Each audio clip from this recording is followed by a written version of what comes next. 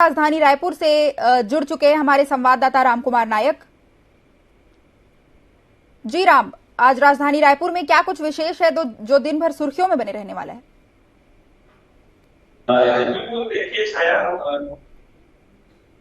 खबरों को पहले फोकस करेंगे जो पूरे प्रदेश में जो उसका असर है देखने के लिए मिलेगा। सबसे पहले अगर बात की जाए तो जिस प्रकार से गर्मी का सितम लगातार प्रदेश में जारी है, लगातार तापमान है वो उसकी बढ़ोतरी देखी जा रही है।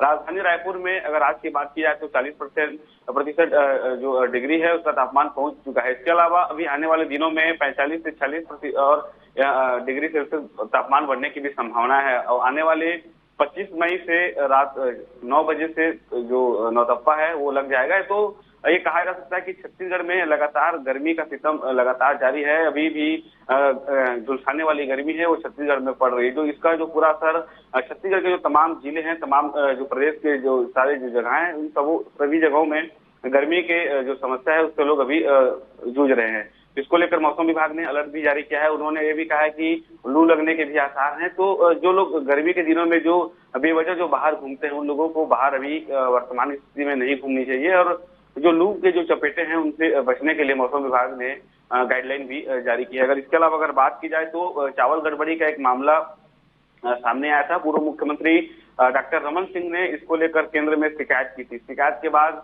5 सदस्यीय टीम छत्तीसगढ़ पहुंची हुई थी। ये चावल घोटाला कोरोना काल में प्रधानमंत्री गरीब कल्याण योजना के तहत में गरीब परिवारों को बांटा जाना था। इसको लेकर चावल घोटाले को लेकर जिस प्रकार से छत्तीसगढ़ में सियासत तेज था, जिसमें पूर्व मुख्यमंत्री रमन सिंह ने जो शिकायत की थी, शिकायत के बाद 5 सदस्यीय टीम छत्तीसगढ़ पहुंची थी। छत्तीसगढ़ टीम में उन्होंने अवलोकन किया है और जो घोटाले की जो बात जो आई थी उसको लेकर जो टीम ने अपनी रिपोर्ट तैयार की है। रिपोर्ट तैयार करने के बाद टीम वापस दिल्ली जा चुकी है। और इसके साथ ही प्रदेश के 6000 से अधिक जो पीडीएस दुकान के जो संचालक हैं, जो पीडीएस दुकान में जो सेल्समैन के जो काम करते हैं, उन पर कार्रवाई करने के निर्देश भी आ चुके हैं। तो निश्चित तौर पर कहा जा सकता है कि जिस प्रकार से प्रधानमंत्री गरीब कल्याण योजना में जो चावल घोटाले की जो बात सामने आई थी उस पर रिपोर्ट में जांच में सही पाया गया है। और सही पाए जाने के बाद 6000 से अधिक जो पीडीएस के जो संचालक हैं उन पर कार्रवाई करने के निर्देश दे दिए गए। अब देखने वाली बात यह होगी कि पूरे छत्तीसगढ़ में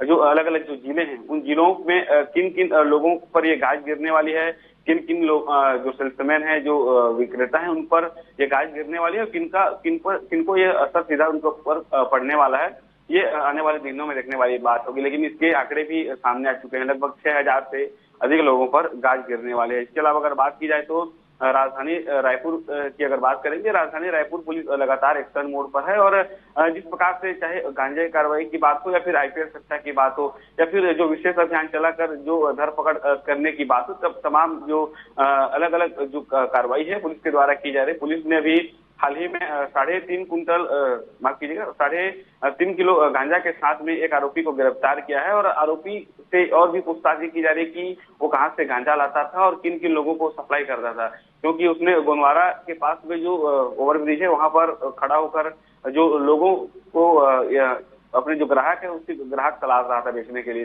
तो उस पर खमतराई पुलिस ने कार्रवाई की है। और धरपकड़ कार्रवाई के बाद में पुलिस उससे और भी पूछताछ कर रही कि गांजा की जो खेप है वो कहाँ से लेकर आता था। तो इसको लेकर और पुलिस को और इसमें कुछ नया अपडेट मिल सकता है। इसके अलावा अगर बात की जाए तो राजधानी रायपुर पुलिस ने एक और हत्या के मामले को सुलझाने में उसको सफलता मिली है कि 2 दिन पहले एक हत्या का मामला सामने आया था, जो कि रायपुर के लालपुर इलाके का है, जहां पर एक महिला की हत्या करने के बाद उसके पति उसको दीवान पलंग के नीचे छिपा देता है। उसके ऊपर में वो बीते 2 दिनों से सो रहा था। ऐसे स्थिति में उसके द्वारा पुलिस थाने में रिपोर्ट भी दर्ज कराई गई थी कि उसकी पत्नी की किसी ने हत्या कर दी है। लेकिन पुलिस को प्रथम दृष्टया उस पर शक हुआ और पुलिस ने जब जांच में ये पता चला कि उन दोनों के बीच में आपसी विवाद होता था, इसको विवाद को लेकर पति ने अपनी ही पत्नी की गला दबाकर हत्या कर दी है।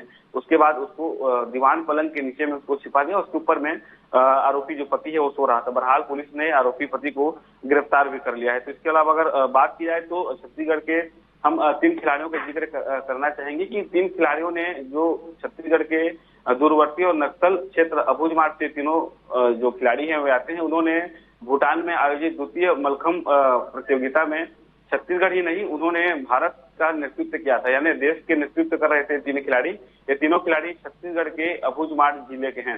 अबूझमाड़ जो क्षेत्र है वो काफी सेंसिटिव इलाका है। काफी जब भी अगर हम अबूझमाड़ की अगर बात करते हैं तो हमारे मन में जंगल और खेती किसानी के अलावा आदिवासी और उन आदिवासियों का ख्याल आता है जिनकी रहन सहन की कोई व्यवस्था नहीं होती है। रहन सहन के अलावा वो इलाके में नक्सली जो काफी सक्रिय रहते हैं।